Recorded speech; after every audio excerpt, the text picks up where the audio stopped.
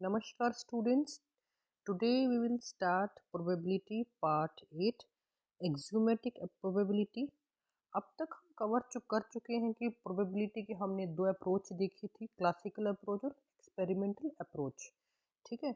अब मैंने axiomatic probability आपकी स्टार्ट करवा दी थी। उसके आपके बेसिक जितनी भी टर्म्स हैं, चाहे वो सैम्पल स्पेस हैं, आपके इवेंट हैं, डिफरेंट टाइप्स ऑफ इवेंट्स सब हम कवर कर चुके हैं। ठीक है।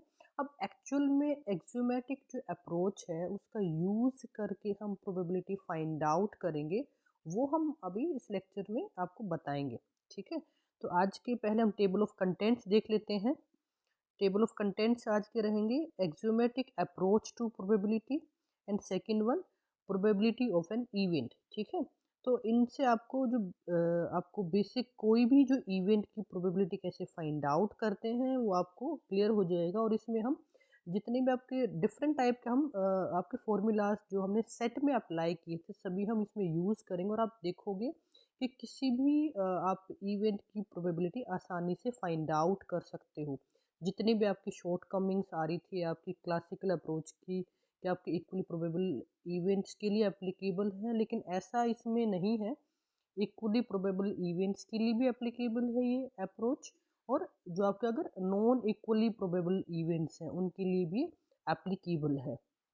और इसके अलावा इसकी बहुत सारे प्रैक्टिकल एप्लीकेशंस भी हैं। और इन जो भी हम फॉर्मूले अप्लाई करेंगे सेट थ्योरी के, उससे आपको प्रोबेबिलिटी निकालना बहुत आसान हो जाएगा। शुरुआत कर लेते हैं एक बार एक्सियोमेटिक अप्रोच के। इसमें कुछ एक्सियोम्स हैं। In axiomatic probability a set of rules or axioms by Kolmogorov are applied to all the types of probability। जितने भी आपके केसेस बनते हैं उन सभी के लिए एप्लीकेबल है, whether it is equally probable events और नॉन इक्वली प्रोबेबल इवेंट्स। ठीक है।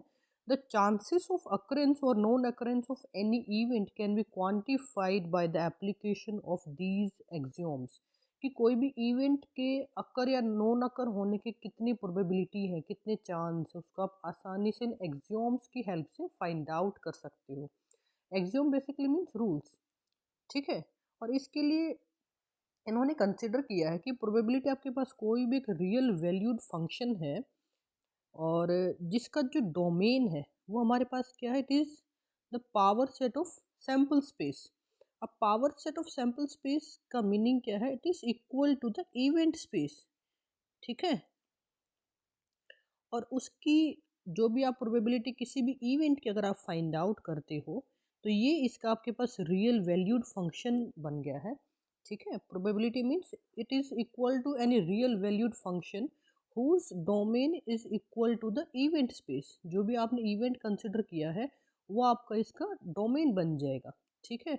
और इसका आउटपुट क्या है, इसकी वैल्यूज कहाँ से कहाँ तक लाई करेंगी, it is it lies between 0 and 1। ठीक है। It is equal to and greater than 0 and less than equal to 1। ठीक है। इसी को हम रेंज बोलते हैं, जो आप पहले भी कर चुके हो। ठीक है। मीन्स कि जो भी इसके हम वैल्यू जो भी देंगे वो कोई भी आपके पास इवेंट होगा, इवेंट के जितने भी आपके पास आउटकम्स बनते हैं वो सभी इसका डोमेन रहेगा। ठीक है। और इसके जो वैल्यू हम निकालेंगे, जो इसकी रेंज रहेगी वो 0 and 1 के बीच में रहेगी, जिसमें आपका 0 और 1 दोनों इंक्लूड रहेंगे। ठीक है। इसमें हम देख लेते हैं, ये आपके पास फर्स्ट मैंने बता ही दिया है। सेकंड आपके पास क्या है, जो सैम्पल स्पेस क्या है, सैम्पल स्पेस की प्रोबेबिलिटी 1 रहेगी। सैम्पल स्पेस जो भी आपने एक्सपेरिमेंट परफॉर्म किया है उसमें जितने भी पॉसिबल आउटकम्स हैं उनका कलेक्शन आपके पास क्या होता है, सैम्पल स्पेस होता है। तो अगर आप प्रोबेबिलिटी फाइंड आउट करोगे सैम्पल स्पेस की तो वो it will be a sure event. ठीक है। क्योंकि जितने भी आपकी प्रोबेबिलिटी क्या है, कोई ना कोई आपका आउटकम आपकी कोई ना कोई आपका आउटकम के ही होने के चांसेस होंगे। और सैम्पल स्पेस में क्या है, इटसेल्फ इसमें जितने भी पॉसिबल आउटकम्स हैं वो सभी आपके पास सैम्पल स्पेस में इटसेल्फ है। ठीक है।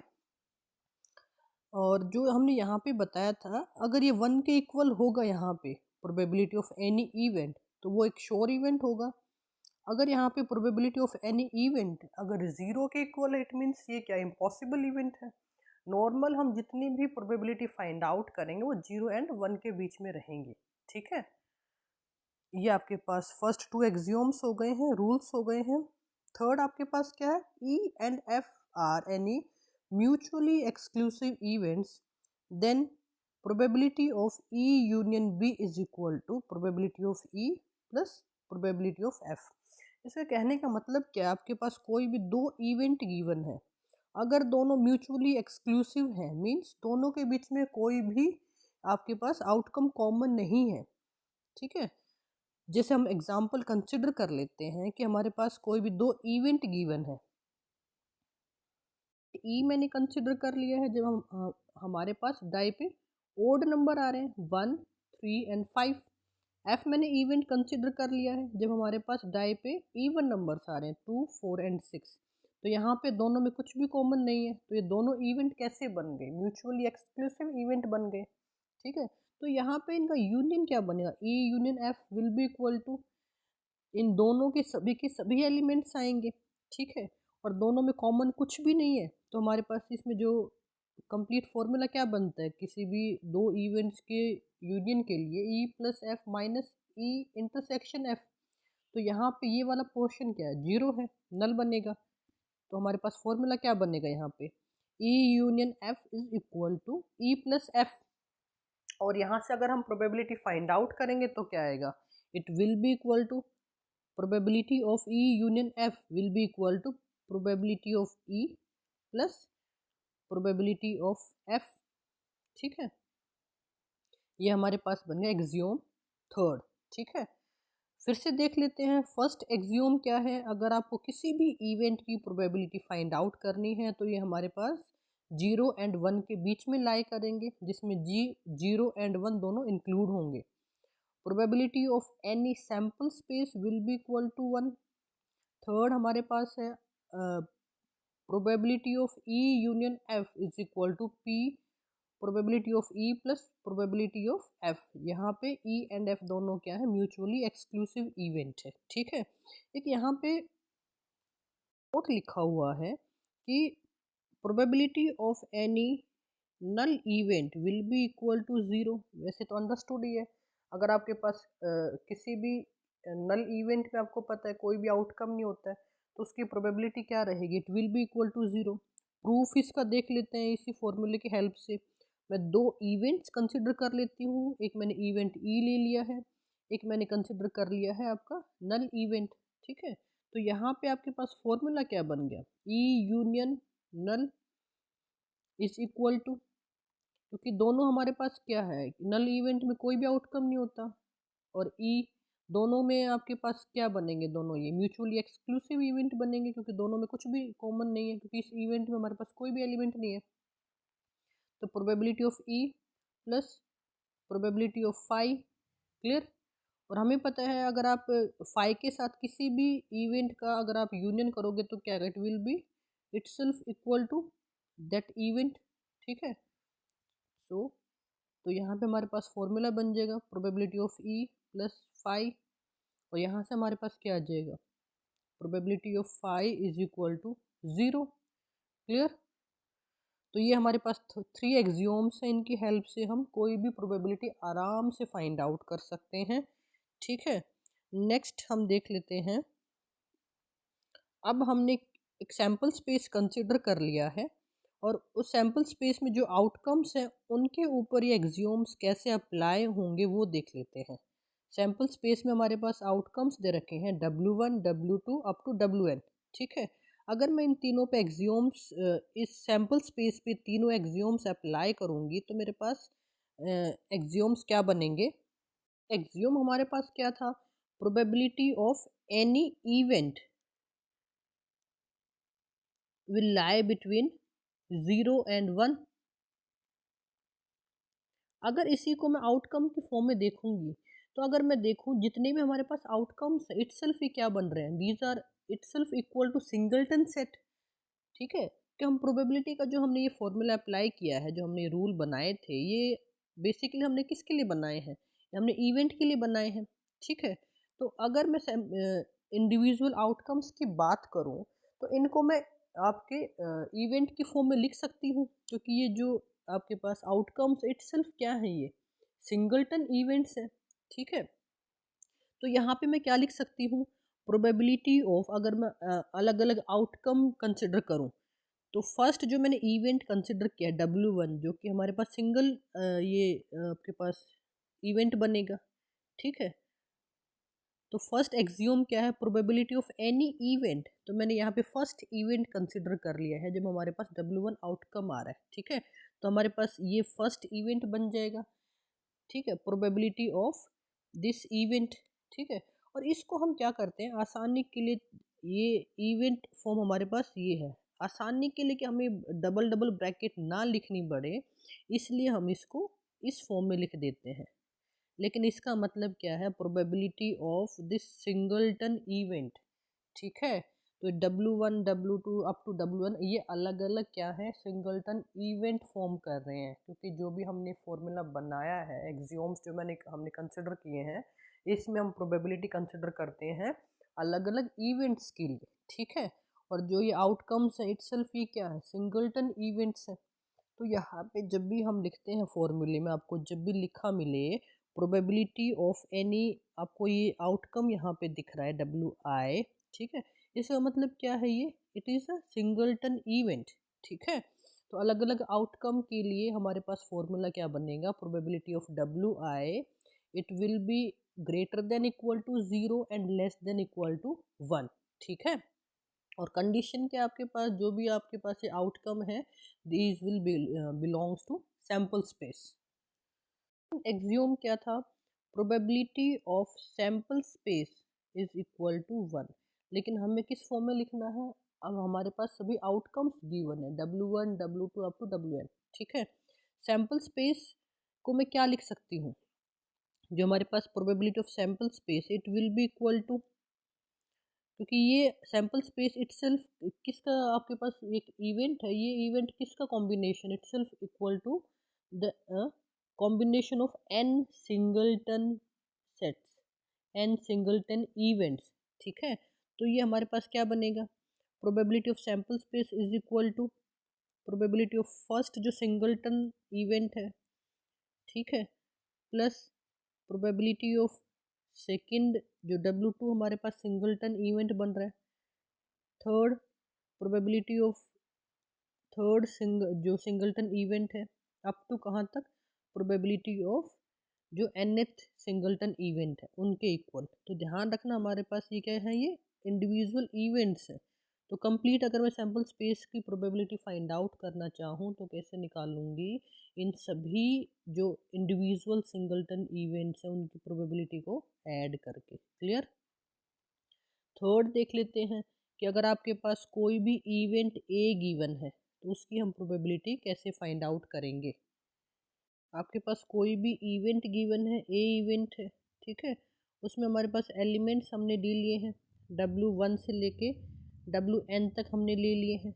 तो उस इवेंट की प्रोबेबिलिटी कैसे निकालेंगे, it will be equal to sum of all the individual जो हमारे पास सिंगलटन सेट बन रहे हैं, सिंगलटन जो इवेंट बन रहे हैं उनकी प्रोबेबिलिटी को ऐड करके, ठीक है। Probability of W2, these are singleton events, ठीक है। अगर इसको मैं समेशन फॉर्म में लिखना चाहूँ तो कैसे लिखूँगी, it will be I is equal to 1 to n probability of WI and WI belongs to A, ठीक है। ये हमने कोई भी एक आपके पास सिंगलटन इवेंट ले लिया है, आउटकम ले लिया WI, जो कि आपका ए इवेंट से बिलोंग करता है, आई को मैंने वेरी कर दिया फ्रॉम 1 to n, ठीक है। एग्जाम्पल्स कर लेते हैं, आपको ये तीनों के तीन रूल्स अच्छे से क्लियर हो जाएंगे। फर्स्ट एग्जाम्पल देख लेते हैं, प्रोबेबिलिटी ऑफ एन इवेंट हम कैसे निकालेंगे, फर्स्ट एग्जांपल देख लेते हैं। एक आपके पास इसमें एक क्वेश्चन गिवन है कि मशीन 3 कॉन्जिक्यूटिव पेन प्रोड्यूस कर रही है, मतलब एक के बाद एक पेन प्रोड्यूस कर रही है, ठीक है। तो आपको इवेंट गिवन है there is exactly 1 defective pen, और बी इवेंट गिवन है there are at least 2 defective pens, इनकी हमें प्रोबेबिलिटी फाइंड आउट करनी है। Event A and event B की प्रोबेबिलिटी फाइंड आउट करनी है, ठीक है। तो 3 पेन प्रोड्यूस करी कॉन्जिक्यूटिव, और आपको दे रखा है कि हर एक पेन की आपके या तो गुड पेन हो सकता है, मतलब नॉन डिफेक्टिव हो सकता है, फिर बैड हो सकता है, डिफेक्टिव हो सकता है। ठीक है, तो पहले हम क्या करेंगे, सैंपल स्पेस बना लेते हैं कि 3 पेन हमारे पास प्रोड्यूस हो रहे हैं। ठीक है, अब इसके टोटल कितने आउटकम्स बनेंगे, सैंपल स्पेस में कितने आउटकम्स आएंगे टोटल। तो मैंने आपको फॉर्मूला बताया था कि जो एक पेन है उसके आपके पास कितने केस बन रहे, 2 बन रहे हैं। या तो इट कैन बी डिफेक्टिव और नॉन डिफेक्टिव। ठीक है, इट कैन बी गुड और नॉन आपके बैड। और टोटल कितने पेन्स प्रोड्यूस हो रहे हैं, 3 कॉन्जिक्यूटिव पेन, तो 2⁻³ it will be equal to 8। ये आपके पास सेम वही केस बन जाएगा जब हम 3 आपका कॉइन को 3 टाइम्स हम टॉस कर रहे थे। ठीक है, लगातार आप कॉइन को हम 3 बार टॉस कर रहे थे। ठीक है, तो हमारे पास इतने ही केस बन रहे थे, तो हम सैंपल स्पेस बना लेते हैं। तो हमारे पास ये बन जाएगा सैंपल स्पेस, या तीनों बैड हो सकते हैं। फर्स्ट फर्स्ट 2 आपके पास बैड, थर्ड वाला गुड बन सकता है, BGB या फिर GBB, BGG, GBG, GGB, और तीनों के तीनों आपके पास कॉन्जिक्यूटिव तीनों गुड भी हो सकते हैं। ठीक है, अब हम मेन इसमें अब ये देखते हैं फर्स्ट इवेंट। ए इवेंट पहले हम फॉर्म कर लेते हैं।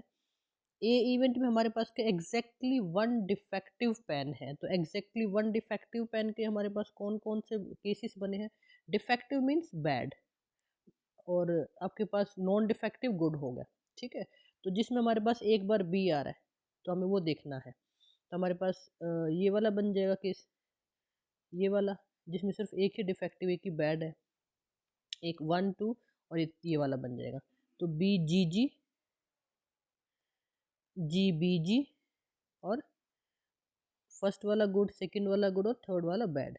ठीक है, तो ये हमारे पास इवेंट के हमारे पास आउटकम्स बन जाएंगे। क्लियर। अब हमें इसकी प्रोबेबिलिटी फाइंड आउट करनी है, तो हम फॉर्मूला अप्लाई करेंगे। कैसे करेंगे, फिर हमारे पास जो आउटकम बन रहे इटसेल्फ हमारे पास क्या है, ये सिंगलटन इवेंट है। अगर इसको मैं W1 कंसिडर करूँ, इसको मैं W2 कंसिडर करूँ, और इसको मैं W3 कंसिडर करूँ, तो फॉर्मूला हमारे पास क्या बनेगा, जो हमारे पास जो थर्ड हमने जो एग्ज्यूम किया था इधर, ये था। अगर आपको किसी भी इवेंट की प्रोबेबिलिटी फाइंड आउट करनी है तो किसके इक्वल होती है, जो हमारे पास अलग अलग जो सिंगलटन इवेंट्स बन रहे हैं उनकी प्रोबेबिलिटी फाइंड आउट कर दो और उनको ऐड कर देंगे। ठीक है, सेम हम यहाँ पे करेंगे। यहाँ पे देखिए, तो हमारे पास जो फर्स्ट इवेंट है W1, उसकी प्रोबेबिलिटी प्लस सेकंड जो सिंगलटन इवेंट है उसकी प्रोबेबिलिटी प्लस थर्ड वाला इसकी प्रोबेबिलिटी। ठीक है, अब यहाँ पे ये गिवन है कि जितने भी हमारे पास ये इवेंट है, सिंगलटन इवेंट है, सभी इक्वली प्रोबेबल है, इनकी इक्वल प्रोबेबिलिटी इवेंट है ये सभी। ठीक है, तो अगर ये इक्वली प्रोबेबल इवेंट्स हैं तो टोटल हमारे पास आउटकम्स कितने हैं, यहाँ पे 8 है।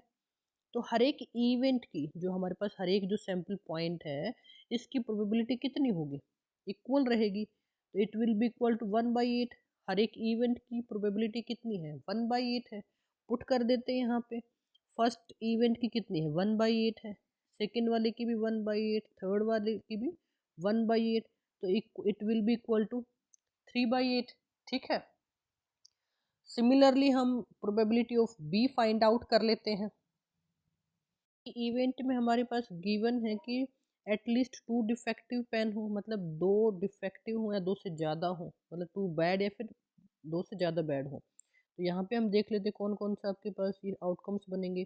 एक तो ये वाला बन जाएगा जिसमें 2 हमारे पास बैड है, और 2 या 2 से ज़्यादा भी हो सकते हैं, तो हमारे पास ये वाला ही बन जाएगा, ये वाला ही बन जाएगा 2 बैड। ठीक है, तो इसका हमें ये इवेंट स्पेस बना लेते हैं। इवेंट में हमारे पास कौन कौन सा आउटकम आएंगे, तीनों बी हो, BBB, BBG, उसके बाद BGB, और लास्ट वन क्या बनेगा, GBB। ठीक है, अब इसके हम प्रोबेबिलिटी फाइंड आउट कर लेते हैं, फॉर्मूला अप्लाई करते हैं। जो हमारे पास अलग अलग जो सिंगलटन इवेंट है इन सबको, इनकी प्रोबेबिलिटी हम ऐड कर देते हैं। ये W1 मान लेती हूँ मैं, ये W2, ये W3, and last one is W4।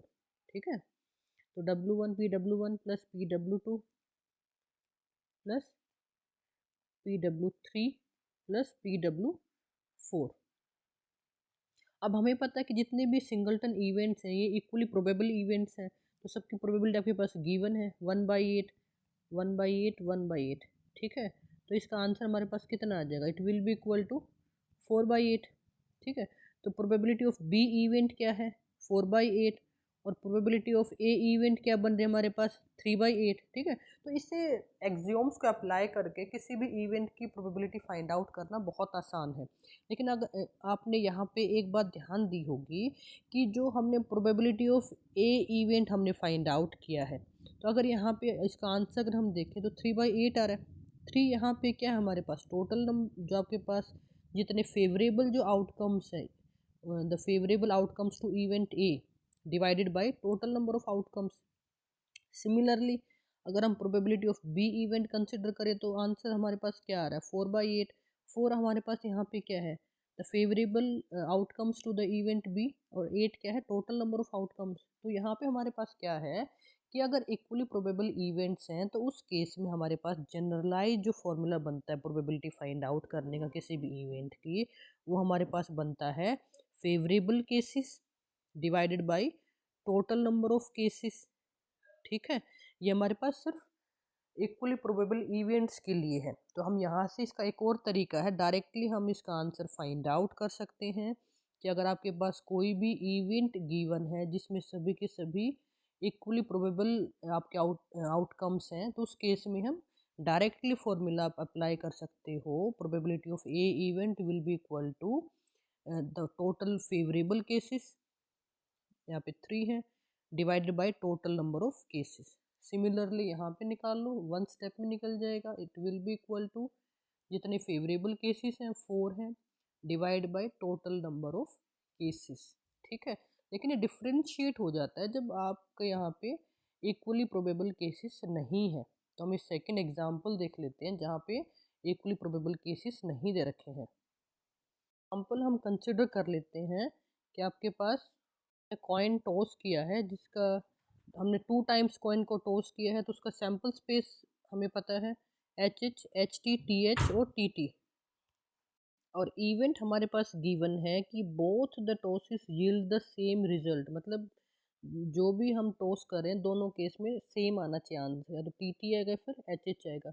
पर यहाँ पे एक बात ध्यान देना, यहाँ पे जो इंडिविजुअल जो हमारे पास आउटकम्स हैं, जो सिंगलटन इवेंट जो बन रहे हैं, उनकी प्रोबेबिलिटी सबकी डिफरेंट है, 1/4, 1/7, 2/7, 9/28, मतलब ये जो इवेंट्स वो इक्वली प्रोबेबल नहीं है। तो इनका आप डायरेक्टली फाइंड आउट नहीं कर सकते हो, जो मैंने आपको फॉर्मूला बताया था, favourable cases divided by total number of cases, ठीक है। तो इस केस में जो आपका थर्ड एक्सियोम है वो आपको कंप्लीट अप्लाई करना पड़ेगा। पहले तो हम इसका इवेंट स्पेस बना लेते हैं, ठीक है। इवेंट स्पेस हमारे पास क्या बनेगा, it will be equal to, दोनों सेम आपके पास रिजल्ट आना चाहिए, तो दो ही केस बनते हैं HH एंड TT, ठीक है। प्रोबेबिलिटीज़ की हम फाइंड आउट कर लेते हैं, सेम हमारे पास अप्लाई होगा रूल, ठीक है। ये हम W1 मान लेते हैं और ये हम W2 मान लेते हैं, ठीक है।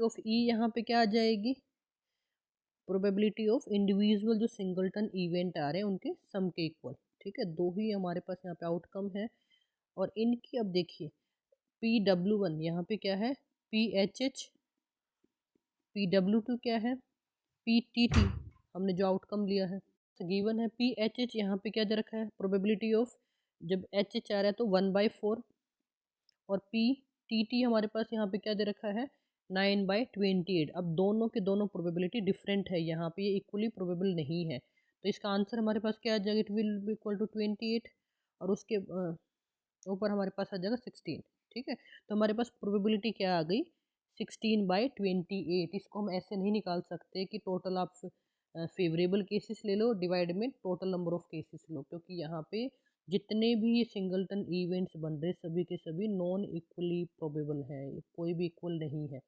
ठीक है। तो अभी कुछ केसेस आपके पास और बच गए हैं, वो नेक्स्ट लेक्चर में करते हैं। अगर आपको कोई भी डाउट है इन कंसेप्ट को लेके तो प्लीज़ आप कमेंट सेक्शन में लिख दीजिए, ठीक है। जितना मैंने आपको आज कवर करवाया उसको पूरा अच्छे से रिवाइज करना, और अगर आपको वीडियो पसंद आया है तो प्लीज़ बच्चों लाइक करना, चैनल को सब्सक्राइब करना।